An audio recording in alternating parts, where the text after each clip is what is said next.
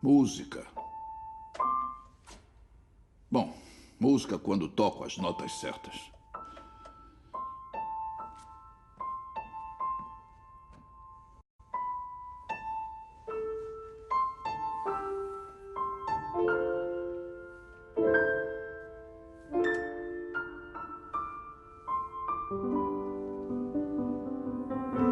Assim como a música, tem mais uma coisa que não pode ver com seus olhos.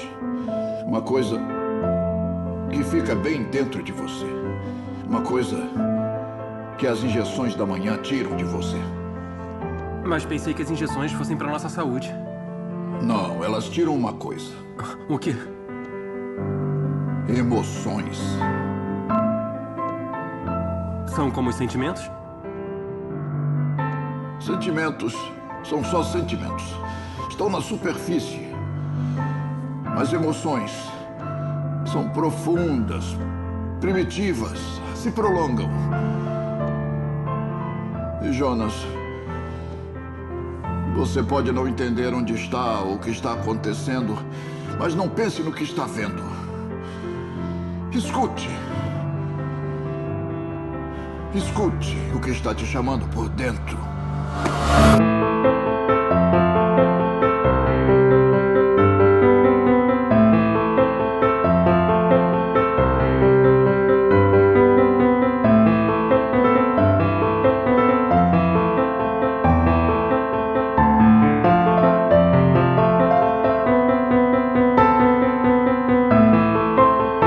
Should have been operating without any constraints, but that's not right.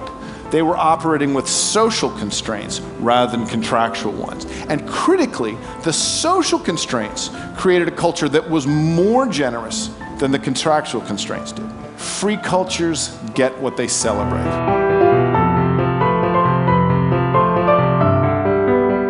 Quer te dizer que eu tive câncer de mama. Você também? Também. E uma das coisas assim dessa campanha que cabe a você é você ouvir a minha história. Eu quis essa opção de não ter nada mesmo.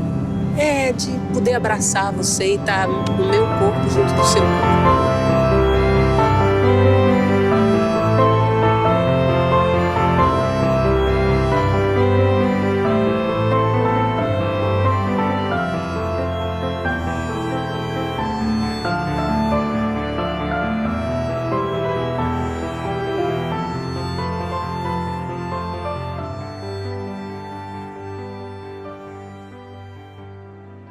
Connection is why we're here. It's what gives purpose and meaning to our lives. This is what it's all about. It doesn't matter whether you talk to people who work in social justice and mental health and abuse and neglect. What we know is that connection, the ability to feel connected, is neurobiologically, that's how we're wired. It's why we're here. This is the world we live in. We live in a vulnerable world. And one of the ways we deal with it is we numb vulnerability. We just need you to be authentic and real and say, we're sorry, we'll fix it. This is what I have found, to let ourselves be seen, deeply seen, vulnerably seen. To love with our whole hearts, even though there's no guarantee.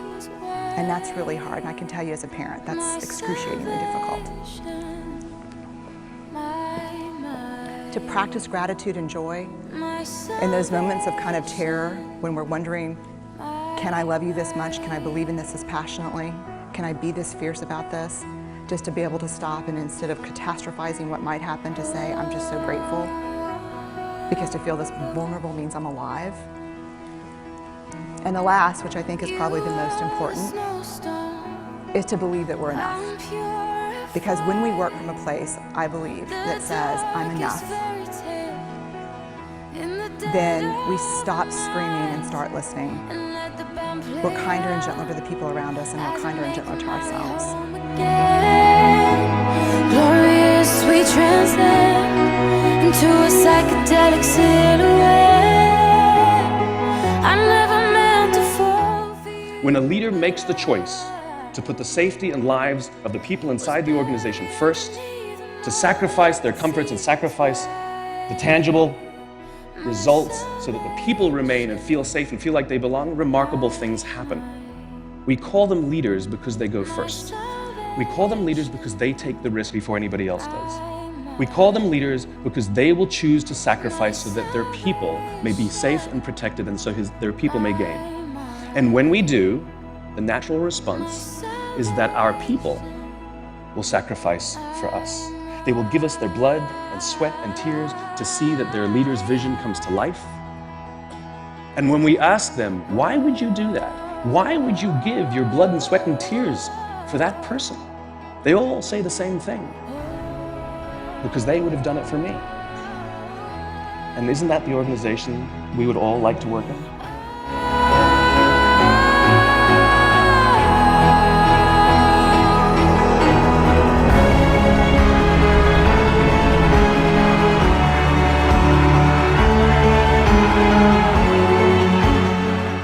One thing is sure, a great change of our psychological attitude is imminent. That is so. We need more understanding of human nature because the only real danger that exists is man himself.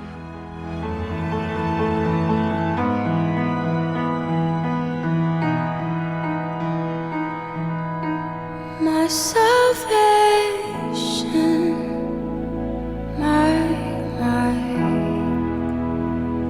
my salvation,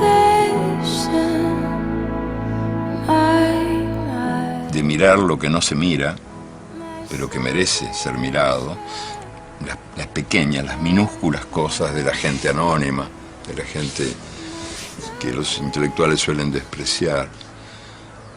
Ese micromundo donde yo creo que de veras alienta la grandeza del universo. Y al mismo tiempo ser capaz de contemplar